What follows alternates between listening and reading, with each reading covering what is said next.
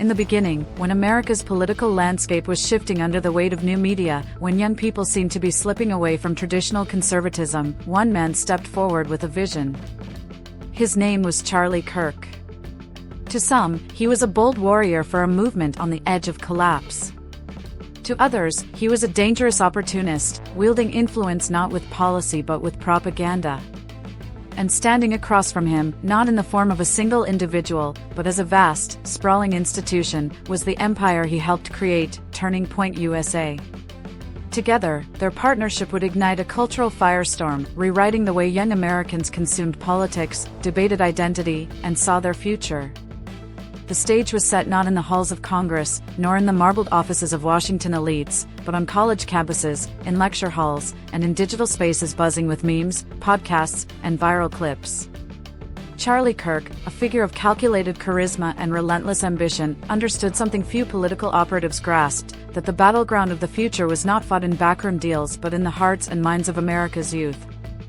He would transform Turning Point USA from a modest organization into a political juggernaut, one capable of mobilizing thousands, shaping narratives, and rewriting the rules of engagement. But with every empire comes a cost. With every rise, there is a shadow. And soon, whispers of controversy, questions of funding, and the moral weight of influence would follow. The story of Charlie Kirk and Turning Point USA is not just one of power and persuasion, it is the tale of how modern politics collided with celebrity culture, how ideology became entertainment, and how a movement, designed to capture America's youth, ended up reshaping the nation itself. Yet, in this clash, the line between hero and villain blurred. Was Kirk the fearless leader awakening a silent majority? Or was he the manipulator, exploiting fears, bending truth, and trading in outrage? As the years rolled on, the empire he built became both his weapon and his opponent, a creation too vast, too controversial, and too uncontrollable to fully command. This is the story of Charlie Kirk versus Turning Point USA, the empire that rewrote youth politics, and the man who thought he could control it. But to understand this battle, to grasp its full weight, we must go back. We must travel to the origins, to the unlikely beginnings of a boy with a restless ambition, who looked at a political landscape dominated by giants and decided he would become one of them. It is here that the saga truly begins. Charlie Kirk's story did not begin in the marble halls of Washington, nor in the headlines of major newspapers. It began quietly, in the suburbs of Illinois, where a restless young man observed the world with sharp eyes and a sharper tongue. Born in 1993, Charlie was not the son of senators or billionaires. He was an ordinary kid in an ordinary town. But within him burned an extraordinary hunger, to matter, to be seen, to shape the destiny of a country that seemed to be shifting before his very eyes. As a teenager, he discovered politics the way others discover music or sport. While classmates lost themselves in the rhythms of pop songs or the roar of Friday night football, Kirk found himself captivated by speeches, by arguments, by the drama of ideological combat. He was drawn to the fire of rhetoric, to the clash of values, to the way words could mobilize entire crowds. In this crucible of youthful intensity, he began to see his own purpose, not as a follower, but as a leader. By the time he reached high school, Charlie Kirk was already sharpening his voice. He wrote essays that pushed against the grain of his peers, challenging liberal orthodoxy with an almost theatrical flair. His words were not just arguments, they were performances, crafted to shock, to provoke, to awaken a reaction. Teachers raised eyebrows. Classmates rolled their eyes. But Kirk didn't care. He had discovered his arena, and like a gladiator stepping into the Colosseum, he relished every battle. Then came the pivotal moment, a twist of fate that would transform his path forever. In 2012, as a wide-eyed teenager, Kirk attended the Republican National Convention. For most, it would have been a fleeting experience, a photo op, a chance to watch politics from the sidelines.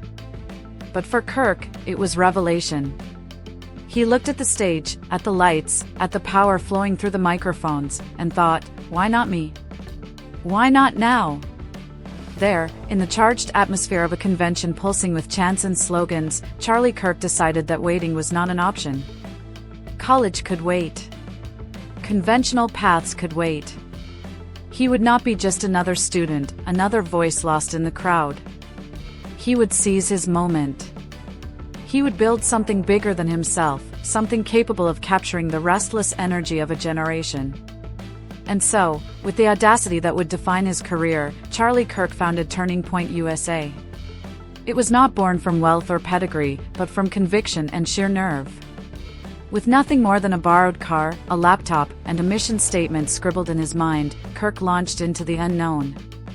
The mission was simple: to turn the tide of young people drifting leftward, to ignite in them a passion for conservatism, and to create a movement that could not be ignored.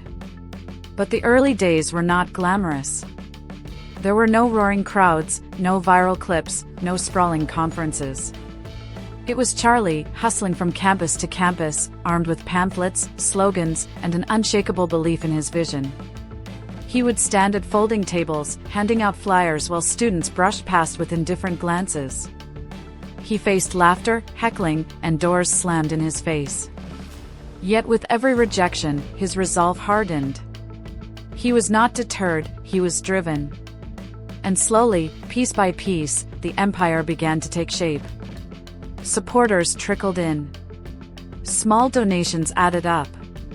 A few voices of influence began to notice the young man who spoke with a conviction that belied his years. What began as a whisper grew into a murmur, then into a shout. By 2014, Turning Point USA was no longer just an idea. It was a movement, scrappy, ambitious, and hungry for power. Still, for every step forward, challenges loomed. Skeptics dismissed him as a provocateur, a boy playing politics. Critics accused him of building outrage rather than dialogue, spectacle rather than substance. But Kirk was undeterred. He knew something his opponents didn't, that politics was no longer about policy papers and measured debates. Politics had become theater, and in theater, the loudest, boldest, most dramatic performer wins. This was his gift. This was his weapon. And as the curtain rose on a new era of political combat, Charlie Kirk stood ready, not just as a participant, but as a master of the stage. But the question lingered: could this young man truly bend the will of a generation? Could one voice, amplified by an organization, truly change the trajectory of America's youth? The answer was not yet clear. But soon, the nation would see. Because what came next would push Kirk and Turning Point USA into the spotlight, onto headlines, into viral feeds, and into the center of America's most polarizing debates. And what happened next would leave the entire country divided, enthralled, and unable to look away. The story of Charlie Kirk's rise cannot be told without revisiting those first frantic months of Turning Point USA, when ambition outpaced resources, and conviction had to carry the weight of reality. Imagine it, a young man in his late teens, crisscrossing the Midwest in a car barely held together, hauling boxes of flyers, banners, and merchandise from one campus to another. The smell of gasoline and cheap fast food filled his days, the loneliness of long highways his only constant companion. Yet every stop, every small campus event, every skeptical crowd of students was a battlefield, and Charlie treated each one like a war for the soul of America. He set up folding tables in breezeways and courtyards, staking his claim among sororities, fraternities, and activist groups who eyed him with suspicion. His slogans were sharp, catchy, crafted to provoke a reaction: big government sucks. Socialism sucks. They weren't policy papers, they were rallying cries. He knew his audience. He knew that young people scrolling through feeds or rushing to class didn't have time for white papers or think tank jargon. But they had time for boldness. They had time for shock. And shock worked. Slowly, students stopped, debated, argued. Some laughed. Some raged. Some leaned in with curiosity. Every conversation, even the hostile ones, was proof that Turning Point had planted a seed. Yet, even as he scraped together wins on campuses, Kirk faced a daunting truth: movements require money. Vision alone cannot buy ads, book auditoriums, or launch nationwide tours. And in the early days, money was scarce. Charlie lived with the weight of this reality pressing on him daily. He wrote emails late into the night, cold-called donors, pitched himself to wealthy benefactors with a confidence that sometimes bordered on desperation. His age worked both for and against him. To some, he was an exciting prodigy, proof that conservatism could thrive among the young. To others, he was untested, brash, and too green to trust. But then, fortune smiled. Key conservative donors, drawn by his energy and his daring, began to take notice. The first checks arrived, small at first, then larger. And with money came momentum. Turning Point could host bigger events, hire staff, print more materials. Kirk had unlocked the oxygen his fire needed to grow. What followed was the transformation of Turning Point from a scrappy startup into a national movement. Conferences were organized, with stages, lights, and hundreds of attendees. College chapters multiplied across campuses. Social media, once a side project, became a weapon of mass influence. Memes, videos, and soundbites exploded online, tailor-made to go viral. Kirk understood that the digital battlefield was just as important as the campus quad, and he positioned Turning Point to dominate both. But as the movement expanded, so too did the scrutiny. Critics sharpened their attacks, accusing Kirk of oversimplifying complex issues into slogans, of fueling division rather than dialogue. They mocked his youth, his inexperience, his style of politics as spectacle. Yet Charlie welcomed the criticism. Every attack was proof of relevance. Every article denouncing him only spread his name further. And then, as if by destiny, Charlie Kirk found himself at the doorstep of power. The 2016 election was approaching, and Donald Trump, outsider, provocateur, disruptor, was capturing the nation's attention. For Kirk, it was more than an election, it was a moment of convergence. Trump's raw energy mirrored his own. The blunt slogans, the disdain for political correctness, the use of media as spectacle, all of it echoed Kirk's playbook. Suddenly, the wave Kirk had been paddling against became a tidal force carrying him forward. Turning Point USA aligned itself with the Trump movement, amplifying its reach and cementing its place in the conservative ecosystem. Charlie Kirk went from college courtyards to national television, from lonely car rides to meetings with influential figures. The boy who once stood behind folding tables was now standing at podiums, addressing thousands. Yet with visibility came greater stakes. For every student cheering at a conference, there was another jeering outside. For every viral post, there was a torrent of backlash. The battles intensified, and Kirk found himself not just fighting for influence but for legitimacy, reputation, and survival in a political world eager to tear down anyone who rose too fast. Still, he thrived in the chaos. He thrived in the controversy. Because for Charlie Kirk, politics was not about avoiding conflict, it was about commanding it. But even Kirk could not have predicted what came next. Because soon, Turning Point USA would not merely be a campus movement. It would become a cultural force, shaping debates on freedom, patriotism, identity, and the very future of America's youth.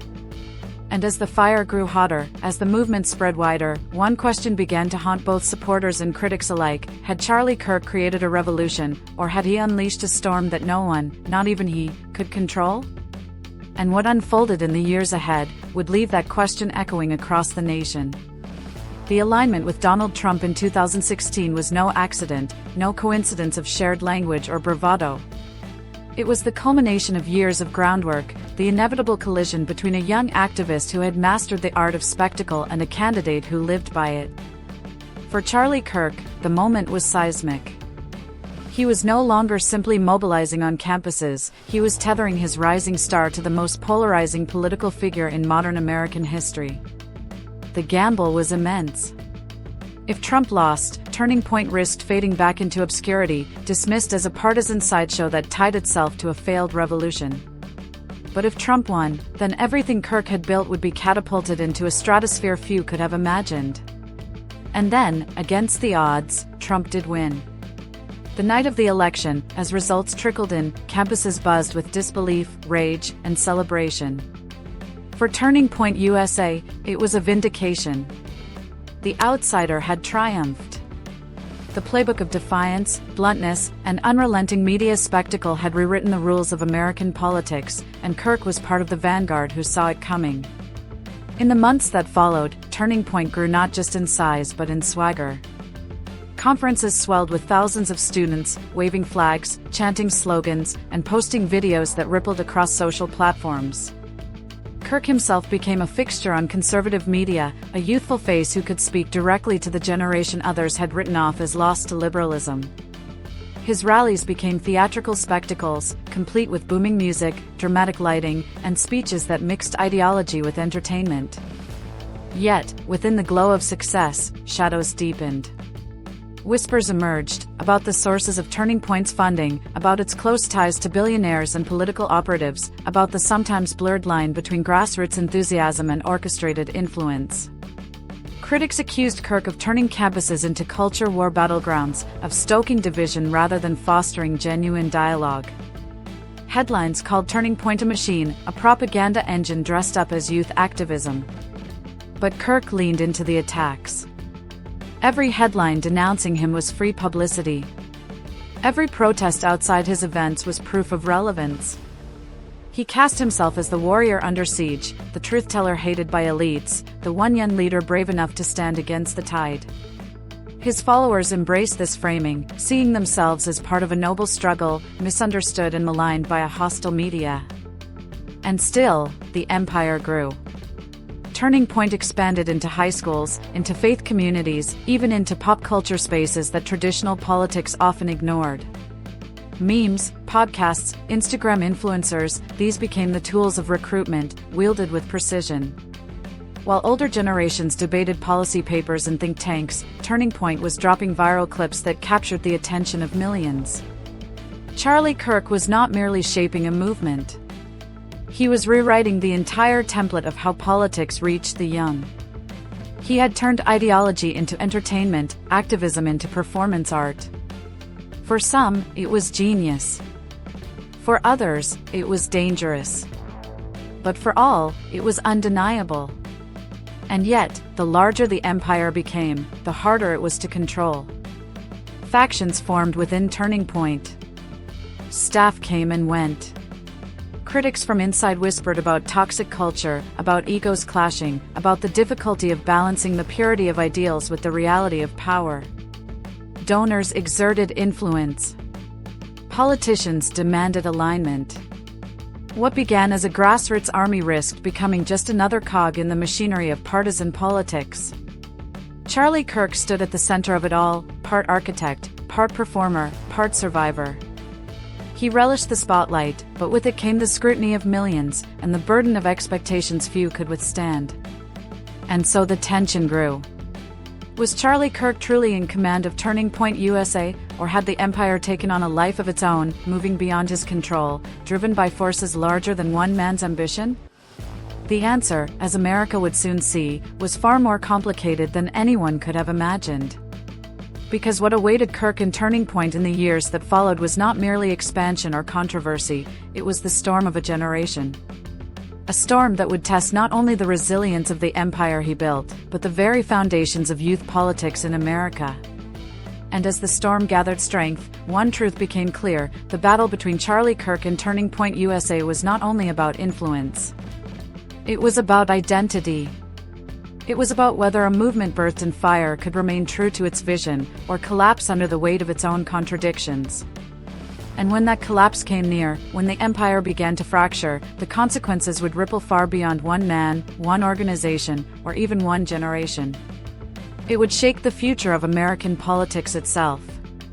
The storm did not arrive in a single day, nor with a single controversy. It built slowly, gathering momentum like thunder rolling across a restless horizon. At first, it was whispers, questions of money, of ethics, of methods. Then, it was louder, headlines, protests, denunciations from professors and rival student groups. And then, like lightning striking dry grass, it ignited into a wildfire. Turning Point USA, once dismissed as a fledgling campus club, was now under the microscope of the nation. Every action, every alliance, every speech Charlie Kirk gave was dissected, criticized, or defended with feverish passion. The empire had grown too visible to ignore. And with visibility came enemies. One of the fiercest battlegrounds was the campus itself. Across the country, Turning Point chapters sprouted, some welcomed by conservative students hungry for representation, others immediately met with hostility. Campus protests erupted. Flyers were torn down. Debates turned into shouting matches.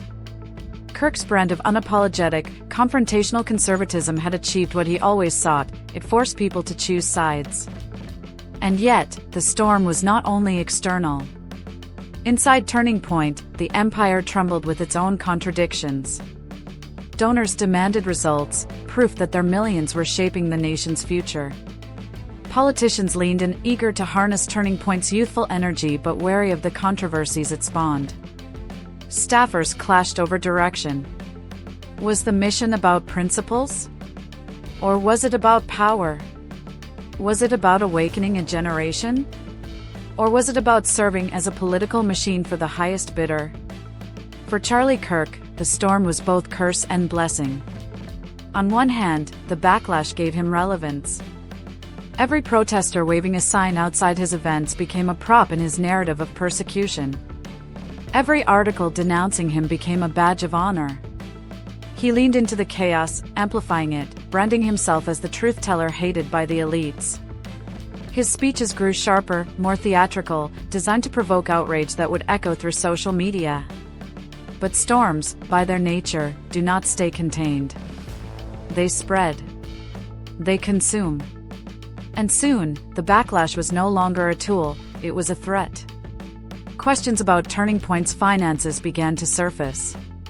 Critics alleged that the organization's growth was fueled not by grassroots energy but by massive injections of dark money from billionaires eager to shape youth politics for their own purposes. Whistleblowers spoke of toxic workplace culture, of favoritism, of loyalty tests that left the organization less like a movement and more like a court ruled by personality. And then came the accusations of hypocrisy. For an organization that claimed to champion free speech, why did Turning Point shut down internal dissent? For a movement that railed against cancel culture, why did it punish those who questioned its direction? For a group that declared itself the voice of young America, why did its priorities often seem dictated by the whims of powerful donors far removed from the struggles of everyday students? The storm was not only about politics. It was about perception. The more Kirk leaned into theatrics, the more critics accused him of caring less about ideology and more about celebrity. They said he was a brand, not a leader. A provocateur, not a philosopher. A salesman, not a statesman. And yet, even in the face of this storm, Kirk pressed forward. His followers remained loyal, energized by his defiance, unwilling to abandon the man who had given them a sense of belonging in a hostile cultural landscape. To them, the controversies were proof that he was effective. After all, why would the media attack him if he wasn't dangerous? Why would elites try to silence him if he wasn't striking a nerve? The empire held, battered but unbroken. But storms have a way of reshaping landscapes. And what lay ahead for Charlie Kirk and Turning Point USA was not just survival. It was transformation. Because storms do more than test the strength of walls. They reveal what lies beneath them. And in the years to come, the cracks exposed by the storm would force Kirk to confront the most dangerous adversary of all, not protesters, not professors, not politicians, but the weight of his own creation. The backlash years were not just a chapter in the story, they became the crucible that would define both Charlie Kirk and the empire he had built. What once seemed like a seamless extension of his vision, Turning Point USA, now began to develop a voice of its own. At first, it was subtle. Staffers questioned strategies in hushed conversations. Chapter leaders complained quietly about heavy-handed directives from headquarters. But the murmurs grew louder, and soon, it became clear, the empire was beginning to test the limits of its loyalty to the man who had created it. Charlie Kirk had always imagined Turning Point as his masterpiece, an organization molded in his image, driven by his instincts, elevated by his charisma. But empires are living things. They evolve, they expand, and eventually, they resist control. For every student who adored Kirk's firebrand style, there was another who wanted something different, less provocation, more substance, less theater, more strategy. And for every donor who applauded his brashness, there was another who whispered about professionalism, about sustainability, about the dangers of tying an empire too tightly to one man's personality. It was in these years that the cracks widened. Turning Point was no longer just Charlie Kirk. It was a sprawling network of students, staff, influencers, and politicians, all with competing ambitions. Some saw it as a training ground for future leaders. Others saw it as a megaphone for culture war battles. And some, perhaps most dangerously, saw it as a brand bigger than Kirk himself. The shift was subtle but unmistakable. Turning Point began producing its own stars, young influencers who could command attention on social media, rally followers, and even overshadow Kirk in certain arenas. At first, he welcomed them, basking in the proof that his vision had created a pipeline of talent. But soon, he noticed something unsettling. These rising figures were not always loyal. They were loyal to the brand, to the stage, to the spotlight. And sometimes, that meant competing with Kirk rather than supporting him. Meanwhile, the media frenzy only intensified. Every misstep, every leaked document, every internal squabble became fodder for headlines. Is Turning Point too extreme? Dark money and youth politics. The Kirk effect, cult or movement? The questions piled up, and with them came scrutiny that threatened to unravel the carefully curated image Kirk had built. But Kirk himself refused to bend. He doubled down. In speech after speech, he painted himself as the victim of a coordinated attack by the left, by the media, by academia. He told his followers that the storm was proof of their righteousness. And they believed him. For a time. But even the most loyal foot soldiers could see that the empire was straining. Events were harder to manage. Chapters clashed with administrations. Donor demands pulled the organization in directions Kirk didn't always want to go. The true conflict was no longer Kirk versus his critics. It was Kirk versus the machine he had built. The empire of Turning Point had grown beyond him. It had a momentum of its own, a gravity that even its founder struggled to steer. And the more he tried to tighten his grip, the more it slipped through his fingers. It was a paradox. Charlie Kirk had set out to build an army of voices that could amplify his mission. And he succeeded. But in doing so, he unleashed something larger than himself. Something that didn't always need him. Something that, at times, even resisted him. The empire he created had become both his greatest triumph and his most formidable adversary. And in the years that followed, that tension, the man versus the machine, would define every battle, every controversy, every headline. For when a man builds an empire, he must decide, is he its master, or its prisoner? And in the case of Charlie Kirk, the answer was far from clear. The empire's defiance did not come with a single dramatic betrayal, it came in waves. It began with disagreements over messaging. In private, some of Turning Point USA's younger voices whispered that Charlie Kirk's approach was outdated, too focused on shock value and not enough on long-term influence. They wanted strategy. They wanted policy. They wanted to build credibility, not just outrage. But Kirk had built his entire career on the currency of provocation. Outrage was his oxygen. To step away from it was, to him, surrender. The second wave came in the form of events. Turning Point's conferences had once been showcases of Kirk's dominance. He was the headliner, the lightning rod, the figure everyone came to see. But slowly, new stars began to steal the spotlight. Influencers with massive followings drew louder applause, earned longer lines for selfies, and generated more viral moments. The cameras, once fixated on Kirk, now swiveled to capture these new voices.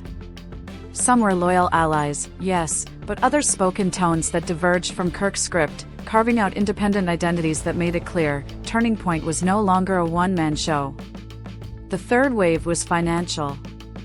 donors, the lifeblood of the empire, began to see Turning Point as an entity beyond Kirk. They wanted accountability, professionalism, structure. They wanted assurances that their millions weren't simply fueling one man's personal crusade but sustaining a movement that could endure beyond him. For the first time, Kirk found himself being questioned, not just by his critics, but by those who had funded his rise. Reports of internal audits, restructuring plans, and donor interventions swirled through the empire like wildfire. The fourth wave came with politics itself. Turning Point had become too large to ignore, and with size came risk. Politicians who once welcomed Kirk's endorsement now tread carefully. Aligning with him meant inheriting not just his energy but his controversies. And as Turning Point grew, it began to act like a political force unto itself, making decisions, setting agendas, shaping narratives in ways that didn't always align with Kirk's instincts. The empire was moving, and Kirk was running to keep pace. All of this culminated in a chilling realization: the empire had grown stronger than its architect. Charlie Kirk was no longer simply the leader of Turning Point USA. He was competing with it. Competing for attention, for loyalty, for relevance. The very organization that had elevated him was now capable of defining itself without him. And yet, Kirk would not let go. In public, he thundered with confidence. He positioned himself as indispensable, the figurehead without whom the empire would crumble. He leaned into the narrative of martyrdom, painting himself as the target of an all-out war waged by academia, the media, and the political establishment. His message was clear: if they're coming after me, it's because I am the shield protecting you. His followers cheered. His critics scoffed. But underneath the performance, one truth gnawed at him: Turning Point was evolving into something he could not fully command. The tension reached its peak during one fateful conference. Kirk, standing before thousands of energized students, expected the familiar roar of affirmation. But when a younger speaker, one of Turning Point's rising stars, took the stage after him, the applause was deafening, the chants thunderous, the energy electric. Kirk watched from the sidelines as the crowd he had cultivated erupted with passion for someone else. It was the kind of applause that had once belonged to him. Now, it belonged to the empire. That moment was more than symbolic. It was a glimpse of the future. A future where Charlie Kirk was not the uncontested voice of a generation, but one among many.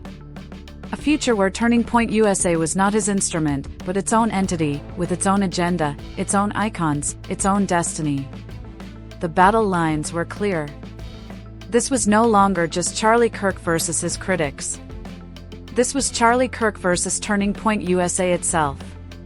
And as the clash deepened, the question became unavoidable: would the empire devour its creator? Or would the creator, through sheer force of will, reassert his dominance over the machine he had unleashed? The struggle between Charlie Kirk and his own empire was not merely a drama unfolding behind closed doors. It seeped into the bloodstream of American politics, altering the way campaigns were run, how youth were mobilized, and how narratives were forged. The conflict became visible not only to insiders but to the public, who began to sense fissures in the once impenetrable wall of Turning Point's brand.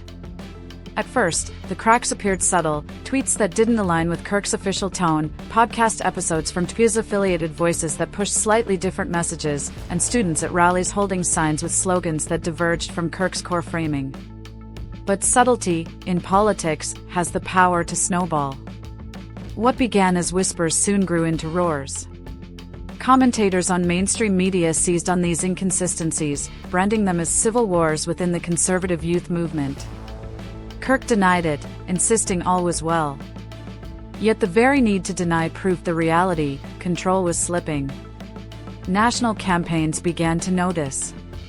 Candidates running for office once begged for Kirk's endorsement, viewing him as the gateway to youth engagement. But now, they weighed their options. Should they tie themselves directly to Kirk, or to the broader Turning Point brand? Increasingly, they chose the latter. They invited TPU's influencers, hosted events under the organization's umbrella, and leaned on its networks without necessarily elevating Kirk himself. It was an unmistakable shift. Turning Point USA had become larger than the man who birthed it. This did not go unnoticed by Kirk. His public speeches grew sharper, more defensive. He positioned himself as the true visionary, the original warrior against the tide of progressivism, the man whose sacrifices had built the empire everyone now wanted to share. His language became infused with warnings of betrayal, co-opted movements, and the dangers of forgetting one's roots. In his eyes, anyone who questioned his leadership was not simply diverging, they were betraying the mission itself. Meanwhile, the broader media landscape reveled in the spectacle. Headlines framed the conflict as Shakespearean: the young versus the old, the empire versus the emperor, the student versus the teacher. Late-night hosts mocked the irony of a movement built on anti-establishment rhetoric becoming an establishment in its own right, complete with its own gatekeepers, rival factions, and political dynasties. And yet, behind the mockery lay an undeniable truth: Charlie Kirk's work had changed America. The way young voters consumed political content, the way campaigns integrated digital activism, the way universities became battlegrounds, all of it bore the mark of turning point. His empire had indeed rewritten youth politics. But now, the central question loomed: could Kirk still steer the ship, or would he be cast aside as the vessel sailed into waters beyond his command? The answer began to crystallize during a critical election cycle. Turning Point USA was everywhere, organizing rallies, shaping narratives on TikTok, partnering with campaigns across the country. But when reporters asked students why they were mobilizing, a surprising number no longer mentioned Charlie Kirk at all. They spoke of the movement, the mission, the organization. Kirk's name, once inseparable from the cause, had become secondary. This was the paradox of his success. In building something so massive, so enduring, so independent, he had created a force that could stand without him. The very empire that bore his fingerprints now carried the potential to erase them. And as election night approached, with cameras flashing and the nation waiting, the battle between Charlie Kirk and Turning Point USA reached its most dramatic chapter yet. Would the results vindicate his leadership? Or would they reveal, once and for all, that the empire had outgrown its creator? Election night. The kind of night where democracy's pulse can be felt in every living room, in every campaign office, in every whispered prayer of the hopeful and the fearful alike. In the vast nerve center of Turning Point USA's operations, screens glowed with maps of America, dotted with shifting shades of red and blue. Staffers raced between tables, analysts refreshed data feeds, and phones buzzed with incoming updates from across the nation. It was chaos, but it was organized chaos, the kind of chaos Charlie Kirk had always thrived in. Kirk himself stood at the front of the room, framed by cameras, the faint hum of electricity in the air matching the tremor of anticipation in his chest. His presence commanded attention, but something about it felt different now. It wasn't the unchallenged dominance of years past. It was defensive, almost defiant, like a general fighting not only the enemy but his own restless army. The first results trickled in. Early voting numbers showed what Kirk had warned of: young voters were participating in record numbers. But here was the twist: exit polls revealed that many weren't crediting Charlie Kirk for their mobilization. Instead, they credited TikTok activists, student networks, or simply the movement. His fingerprints were everywhere, but his name was not. Commentators on cable news picked up the pattern almost immediately. "This is fascinating," one anchor declared. "We're seeing the impact of Turning Point USA on the ground, but when asked about Charlie Kirk himself, young voters are split. Some view him as an inspirational founder, but others see him as a background figure, overshadowed by the movement he created." The words stung. Kirk's jaw tightened, his hands clenched behind the podium.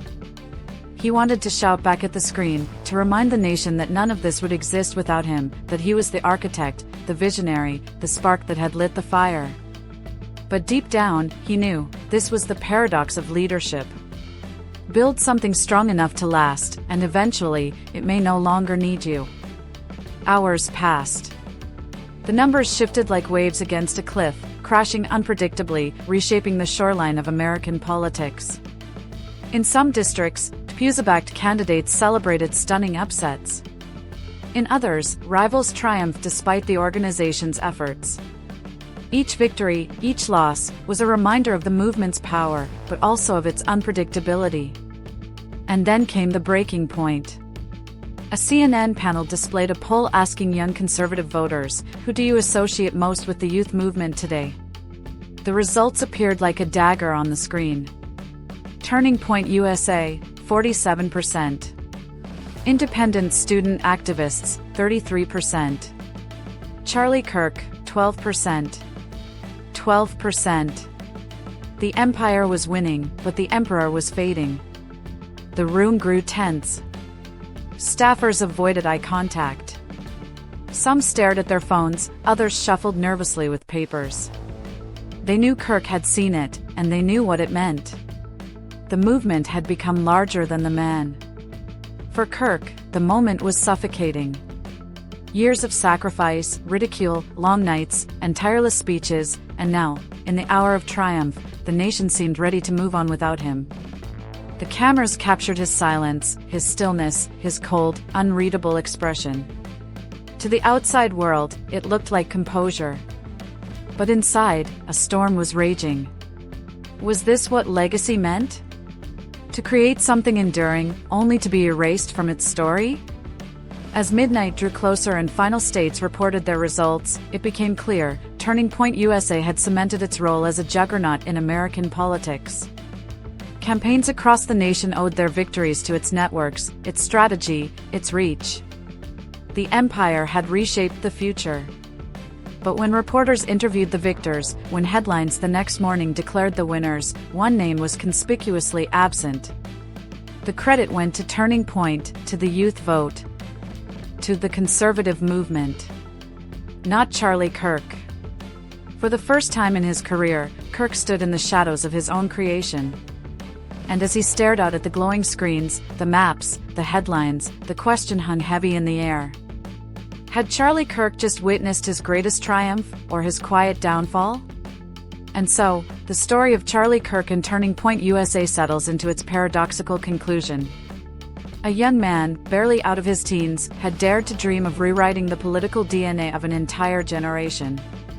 Against every odd, against every sneer and dismissal, he built an empire that transformed college campuses into battlegrounds, rallies into movements, and quiet whispers of dissent into thunderous roars of youth-powered politics.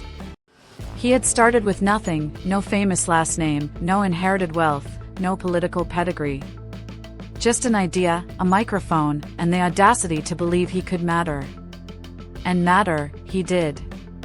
Turning Point USA became a name known not just on campuses, but across cable news, across social media, across the very fabric of America's political discourse. But here lies the truth: in creating something so vast, so powerful, Charlie Kirk ensured it could, and would, outgrow him. The empire expanded beyond the shadow of its architect. The students he inspired, the activists he trained, the politicians he endorsed, they carried the torch forward, and many never looked back. History will wrestle with how to frame his legacy. Some will call him a visionary who gave young conservatives a voice they had long been denied. Others will cast him as a polarizing figure whose methods blurred the line between education and propaganda. And many will see both truths, coexisting uncomfortably in the same story. But perhaps that is the nature of every revolutionary. To ignite a flame, you must accept that the fire will one day burn in places you cannot control. To plant a seed, you must accept that the forest it creates may not remember your hand. For Charlie Kirk, the question remains unanswered: was his mission about himself, or about the movement? Did he seek to be remembered as the singular hero, or as the hidden architect whose name fades while his creation endures? Only time will decide. Yet one thing is undeniable: youth politics in America will never be the same. The ripples he set in motion have already become waves crashing into the shores of the future. And whether his name is spoken with reverence, disdain, or forgotten altogether, his fingerprints are etched into the story of a generation. As the lights dim and the noise of rallies fades into history, one image lingers: the architect standing in the shadows of his own empire, watching the flame he lit blaze across a nation, knowing that though the world may forget the man, it will never forget the fire. This was not just the story of Charlie Kirk. This was the story of how one empire, Turning Point USA, rewrote the destiny of America's youth. And with that, the curtain falls.